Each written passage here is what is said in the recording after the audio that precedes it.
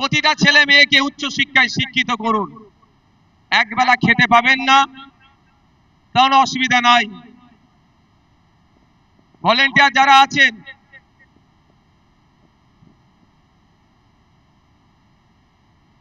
উচ্চ শিক্ষায় শিক্ষিত করুন।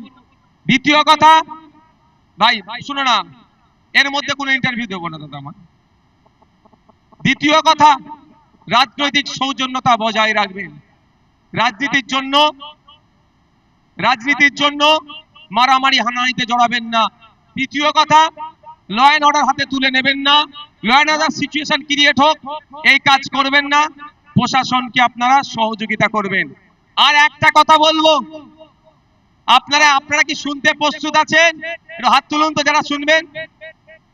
একটা চ্যালেঞ্জ এখান থেকে দিয়ে রাখছি, তৃণমূলের বন্ধুরা আইএসএফ এর সাথে রাজনৈতিক ভাবে পেরে উঠতে পারছে না। আইএসএফ এর বিশ্বজিৎ দা, শামসুর আলী মল্লিক, তাপস দা, নাসিরউদ্দিন মীর সাহেব থেকে শুরু করে, লক্ষ্মীকান্ত হাসদা থেকে শুরু করে, কুতুব ভাই থেকে শুরু করে, আর জামির ভাই থেকে শুরু করে, সাবির দা থেকে শুরু করে, যে নেতৃত্ব আছে এবং বুথ লেভেল পর্যন্ত যে নেতৃত্বরা আছে, তাদের সাথে যুক্তি তর্কে পেরে উঠতে পারছে না। তারা বলছে যে ভোট কেটে নাকি বিজেপির সুবিধা হবে। আজকের এই শহীদ মিনার ময়দান থেকে তৃণমূলের সুপ্রিমোকে চ্যালেঞ্জ দিচ্ছি, একটা এগ্রিমেন্ট হোক, যে এগ্রিমেন্টে পীরজাদা আব্বাস সিদ্দিকী আইএসএফ এর প্রতিষ্ঠাতা সই করবে, আর তৃণমূলের প্রতিষ্ঠাতা সম্মানীয় মাননীয় মমতা ব্যানার্জি সই করবেন। সেখানে আব্বাস ভাইজান লিখবেন, আইএসএফ যেখানে যেখানে প্রার্থী দেবে, ভোট কেটে যদি বিজেপি আসে, তার দায়ভার আইএসএফ নেবে, তৃণমূল যা শাস্তি দেবে মাথা পেতে মেনে নেবে। আর সে এগ্রিমেন্ট পেপারে মমতা ব্যানার্জিকে লিখে সই করতে হবে, তৃণমূল যেখানে যেখানে প্রার্থী দেবে, ভোট কেটে যদি বিজেপি আসে, তার দায়ভার তৃণমূলের উপরে বর্তাবে, আর আইএসএফ যা শাস্তি দেবে গণতান্ত্রিক প্রক্রিয়ায় তৃণমূলকে মেনে নিতে হবে। এই চ্যালেঞ্জটা আজকে শহীদ মিনার ময়দান থেকে দিয়ে রাখলাম। তাহলে বোঝা যাবে বিজেপিকে আটকানোর জন্য কে কারা ফ্রন্টে এসে এগিয়ে এসে লড়াই করছে। আমরা আদর্শগত বিজেপি এবং আরএসএস এর বিরুদ্ধে আমাদের পূর্বেকার বক্তা শ্রদ্ধেয় সম্মানীয় বাবা সাহেব আম্বেদকরের নাতি যে কথা বলেছেন, একদম আমরা আদর্শগতভাবে বিজেপি আরএসএস এর বিরুদ্ধে গণতান্ত্রিক প্রক্রিয়া আমরা লড়াই সংগ্রাম জারি রাখবো। কিন্তু বাংলাতে এই বিজেপিকে যারা জায়গা করে দিচ্ছে, যেই তৃণমূল ফ্রন্টে এসে লড়াই করছে, তাদের বিরুদ্ধেও কোনো অংশে লড়াই জারি কম আমরা রাখবো না।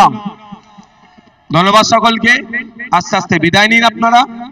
অনুরোধ করব, যেভাবে শৃঙ্খলার সাথে আপনারা এসেছেন, একইভাবে শৃঙ্খলার সাথে আপনারা যাবেন। প্রশাসনের বন্ধুরা আপনাদেরকে যেভাবে আসার পথে সহযোগিতা করেছে, যাওয়ার পথে ট্রাফিক থেকে সমস্ত বিষয় সহযোগিতা করবে, তাদের দেখানো ট্রাফিক যারা তারা যা মেনটেন করছে যেভাবে, সেই রকম ভাবে আপনারা যাবেন।